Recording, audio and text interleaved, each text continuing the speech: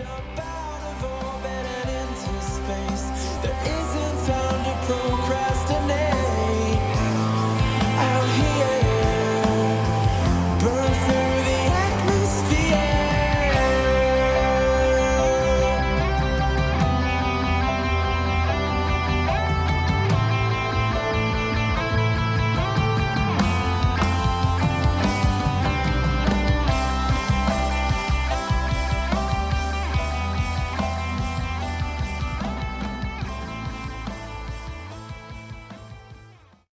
What's going on, guys? It's Cody here from Blue Carpet Corner, and I'm here with Mr. Chris Shingleton.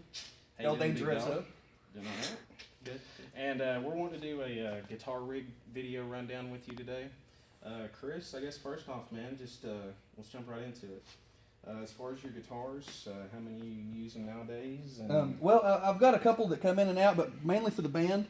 I've got 3 guitars that I play. My main guitar is a Fender 72 Telecaster Deluxe reissue. I bought it a couple of years ago.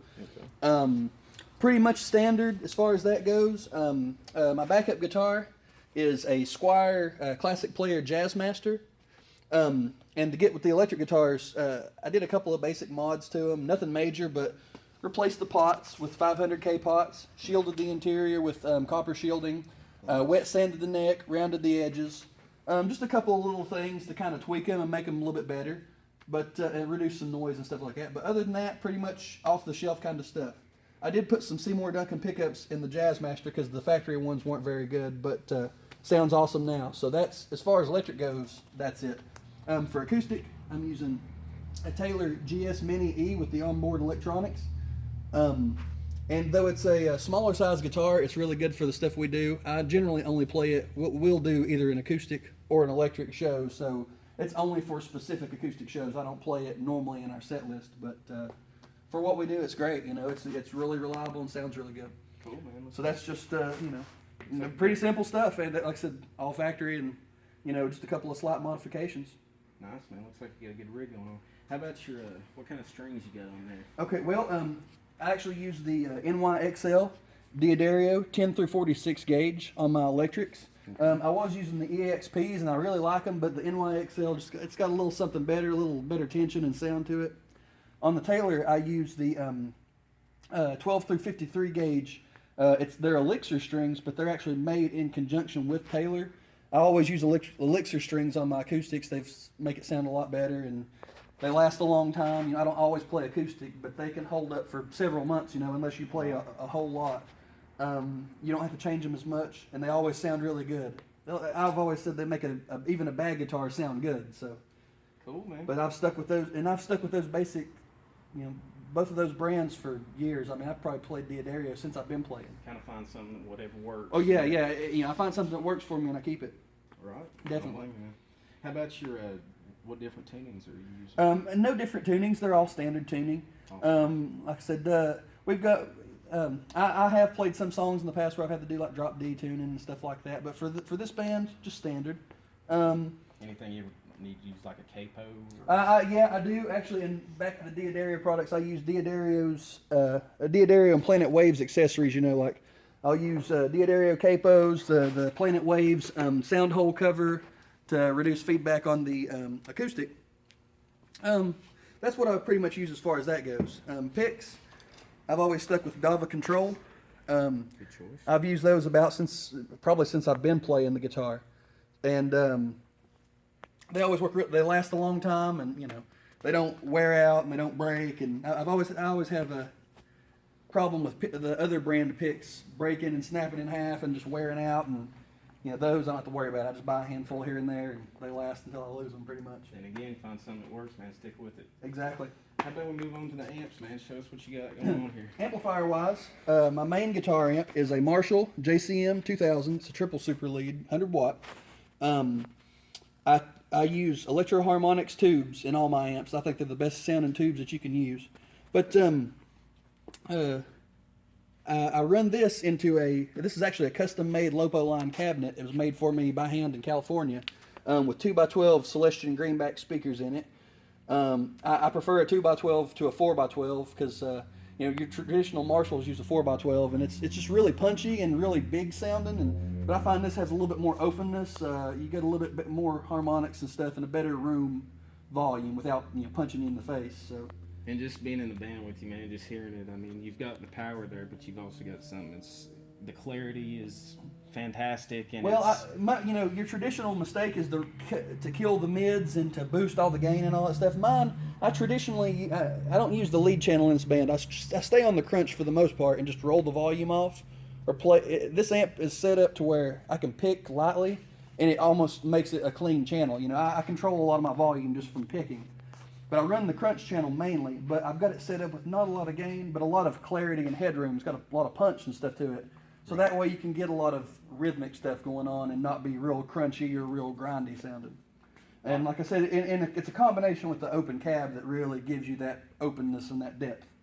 And I really like it. Like I said, I've been trying to shop around for other amps, but this one does it for me. I mean, it's been really reliable, and I've used it, you know, past bands. I've had it at least 10 years or more, and it's and it does, man. I mean, it sounds great.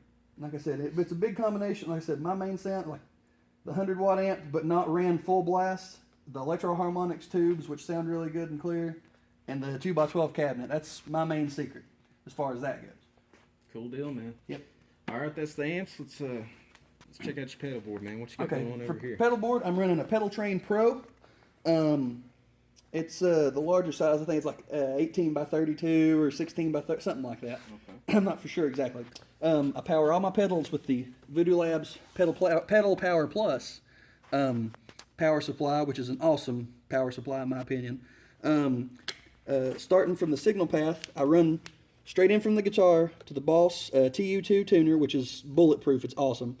From there, I run over to the Line 6 delay modeler, which all the Line 6 pedals are buffered effects pedals, so they clean your signal up coming in and going out. So I run to this one first, and I don't use this a lot. This has just got like some fuzz, octave sounds and stuff, you know, just something to give me a little different drive structure. But I only use one or two things on it, but it was a good deal. So, but my main drive pedal is the Green Rhino by Way Huge Electronics, and I said earlier I run on the crunch channel. Well, to get my lead tone, I'll run the crunch and then kick in the Way Huge Green Rhino, and that pushes it into a lead tone. Before that, I used to run the lead channel. I would actually use a dedicated crunch and lead channel to switch, but I find I get a lot better tone taking that really clear crunch tone and then just boosting it into the lead. From there, we leave out and go into the modulation modeler by Line 6 also. And as you can see here, I've got a vibrato, phaser, chorus. I jokingly call this castle metal, but it's kind of like that really sweeping kind of 80s hair metal, kind of chorusy, big sound, you know? And from there, I run out to the front of the amp. Now, you'll also see here, I'm using the Line 6 DL4 delay unit and the Line 6 expression pedal. And actually what I do is this goes into the effects loop of the amp. So basically, you're isolating it from the overdrive of the amp. So if you put this in the front of the amp and you change channels, it's going to force this pedal to change the delay times and stuff. Running this in the effects loop, you get this before all the distortion, before all the gain. So that way your delays are always the same time. When you run a loop, it doesn't distort when you add overdrive or whatever. So I run that through the effects loop of the amp. And on the amp, I forgot to mention this, I run the reverb on the amp and leave it on and leave the effects loop on. With the expression pedal, I mainly use it, like you can get like volume swells and stuff. As you see here, I've just got like a slapback echo. This one here is a spacier delay. This is basically when I do a lead, it's mostly this with this pedal boosting it. And then I have a volume swell that kind of like rolling your volume knob in and out. And then I'll use this expression pedal strictly on this this delay here to get some real ambient, like some feedback and kind of things. So I'll hit a note, bring this in, and it starts oscillating and going crazy. Okay, how about like if you're in the studio? Do you take your pedal board to the studio with you? Or do you use computer effects? I used to try that, and I find that I'll have a killer sound going in to the studio, but the problem is when you put that in front of a microphone, it kills all that sound that you get. So what I find, it's easier just to go in and use digital effects because what you're hearing is real time. You know, you can set up an amp and set up effects, and get the sound that you want right there versus having it sound good in the room, then listening back and it doesn't sound good. So you got to intentionally, you know, it's more more effective to play in the studio that way. But that's my electric rig. Now we didn't touch on it, but for the acoustic setup, which I don't play a lot of acoustic, but for that, amplifier wise, I use the Acoustasonic Junior. Like I said, and in mic that, I've tried using DI pedals and I've tried going into the board and all that, and I lose a lot of tone on stage. I prefer to have something like this amp that you can hear, you can adjust on the fly if you need to, and it sounds a lot better just micing this. As far as acoustic pedals go, I mean, to be able to translate our songs into acoustic numbers and still do the lead and everything, I'll normally take the tuner off of the board and bring it in front of here. I've just got an Octopus delay pedal. This is the Fishman RS system, which I haven't quite used it yet, but it basically simulates like an algorithm of like, gives you the sound if you had your acoustic in the studio with a microphone on it recording it. So you don't get that brittle undersaddle pickup, but you get a real acoustic sound. And it's funny, unconventional, I guess, but I use a Line 6, or not Line 6, but a Ibanez Tube Screamer to give just like a basic lead boost. So that way I can actually come out for some leads and adjust the volume and stuff like that. As far as like playing live, man, I mean, you definitely got a good rig and obviously enjoy it. As far as like some favorite songs to play live, you got a preference? Not really. I mean, there's a lot of stuff that I like. It depends on the night. Some nights we'll be really grooving on something, but you know, sometimes I like just playing the rhythm and having fun with that, and sometimes I like really digging into the leads. But just any song that we're all like we're vibing and we're getting into it and we're improvising and stuff. And that's one of the things that I really like about this setup is because you know, I've had a million pedals and a million guitars, you know, and brought stuff in and out and kicked it to the curb and brought it back. And I finally got to a point to where I know what everything is going to do when I step on it. So the main thing is I've got it set up to where in a jam situation or like if someone wants me to come over and sit in or whatever, I can pull any sound up that I want and know what it's going to do. And it's predictable, you know. Right. Which is important. You got to know your rig and you got to know what your stuff can do. And especially if you're recording, you need to be able to go in and know what sound you're going to come up with. So. Exactly. And it looks like you know what you're doing, man. Well, I try to know what I'm doing. But you've definitely got an arsenal here.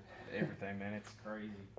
I got to ask, as far as having all this stuff, man, I mean, what drove you to want to get into guitar? Well, my dad played when I was a kid. I grew up, you know, I was fortunate to have parents that really loved music. My mom was into Rod Stewart and Michael Jackson and some of the hair bands, Foreigner, Whitesnake, Aerosmith, and then Dad come from the Eagles, Bachman Turner Overdrive, Creedence Clearwater Revival, and then seeing him play because he would always play like Skinner and Molly Hatchet and all that stuff, and I learned watching him play like Clapton Unplugged and Alabama, all those kind of southern rock kind of country kind of things. So that was my main thing. I wanted to learn how to play because I wanted to do what he could do, but he'd sit and just strum, and that made me start sneaking his guitar out of the case and trying to play myself. So. Cool, man. Well, Chris, dude, thank you very much for showing us your rig. No problem. Appreciate it. I like talking about guitars, so. You definitely got a lot to talk about here, man. You got a good setup going on. All right, killer. Guys, again, it's Cody and Chris from Blue Carpet Corner. Thank you guys for checking out the video. Blue Carpet Corner, you can keep up with us on Instagram, Facebook, Twitter. There's something else. The website, bluecarpetcorner.com. We actually have a website. Yeah, we do. Show dates are on there and everything else, so keep a close check on that. That's all we got for now, guys. Thank you for watching.